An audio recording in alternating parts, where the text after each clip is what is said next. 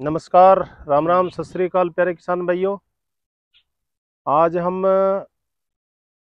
खरीफ फसलों के अंतर्गत धान फसल की बात करेंगे। धान फसल के ट्रांसप्लांट का सही समय है किसान भाइयों, जून का महीना।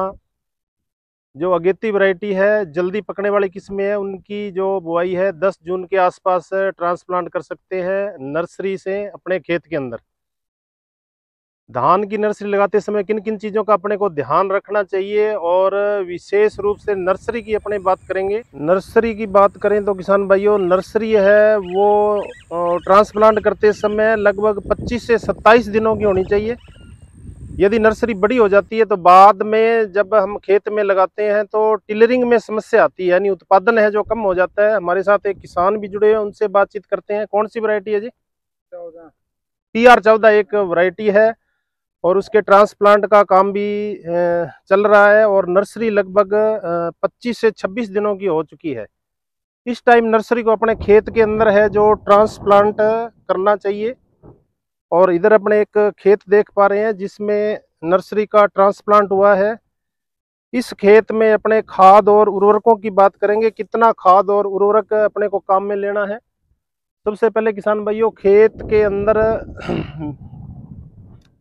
गहरी जुताई करें। गहरी जुताई करके और 2 से 3 जुताइयां कल्टीवेटर और हैरों से करके मिट्टी को भुरभुरा कर ले।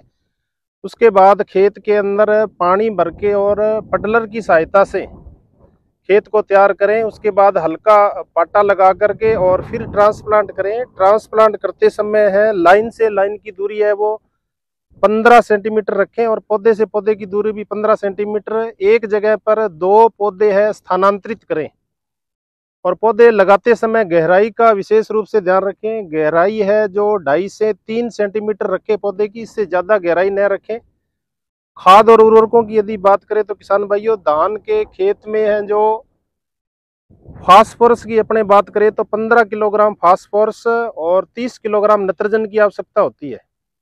इसकी आपूर्ति के लिए जब हम खेत के अंदर पटलर चलाते हैं उसी समय 18 किलोग्राम DAP प्रति बीघा के हिसाब से इस्तेमाल करें। और जब खेत की जुताई करते हैं उस समय सड़ी गली गोबर की खाद 5 टन प्रति बीघा के हिसाब से इस्तेमाल करते हैं तो हमें अच्छा उत्पादन मिलता है। नाइट्रोजन की अपने बात कर रहे थे, 30 किलोग्राम नाइट्रोजन, उसको 3 भागों में बांट लें। और DAP है यानी फास्फोरस की पूरी मात्रा है 18 किलोग्राम में। ट्रांसप्लांट के समय जब खेत तैयार करते हैं उसी समय दे दें। यूरिया को 3 भागों में बांट लें। 22 किलोग्राम यूरिया जब हम पौध को खेत के अंदर स्थानांतरित करते हैं या ट्रांसप्लांट करते हैं उस समय डाल दें। और नेक्स्ट जो यूरिया की मात्रा है 1/3 भाग यानी 22 किलोग्राम यूरिया, जब 22 किलोग्राम यूरिया है जब अपना पौध है वो लगभग 4 से 22 किलोग्राम शेष बची हुई मात्रा है, जब ट्रांसप्लांट हुए अपने 4 से 5 सप्ताह हो जाए उस टाइम खेत के अंदर समान रूप से बिखेर दें।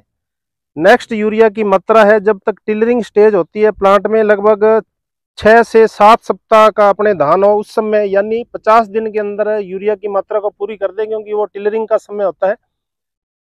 उसके बाद यूरिया डालने से वेजिटेटिव ग्रोथ ज़्यादा होती है।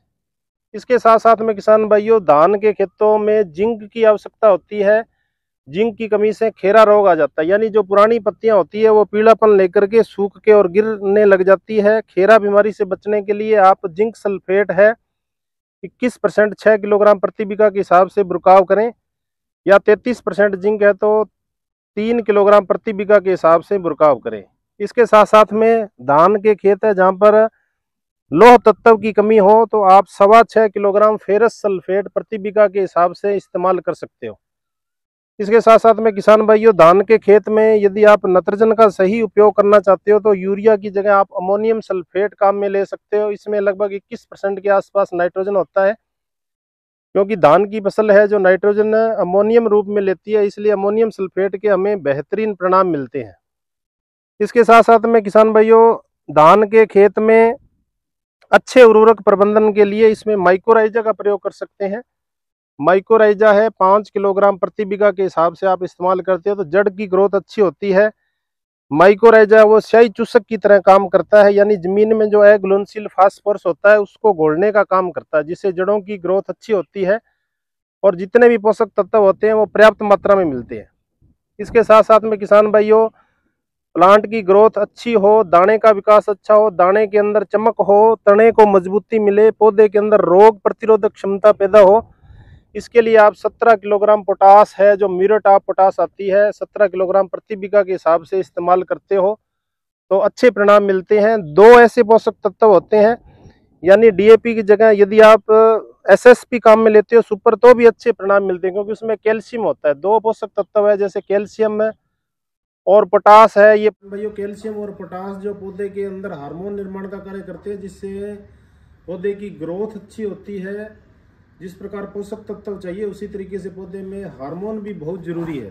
तो ये मुख्य बातें थी किसान भाइयों, धान की फसल के अंतर्गत कर रहे थे। तो वीडियो आपको कैसे लगा, ज़्यादा से ज़्यादा लाइक करें, शेयर करें। यदि आप चैनल पर नए हो तो चैनल को सब्सक्राइब करें। नमस्कार जी, मिलते हैं एक अच्छी जानकारी के साथ। जय जवान, जय किसान, जय विज्ञान। नमस्कार जी।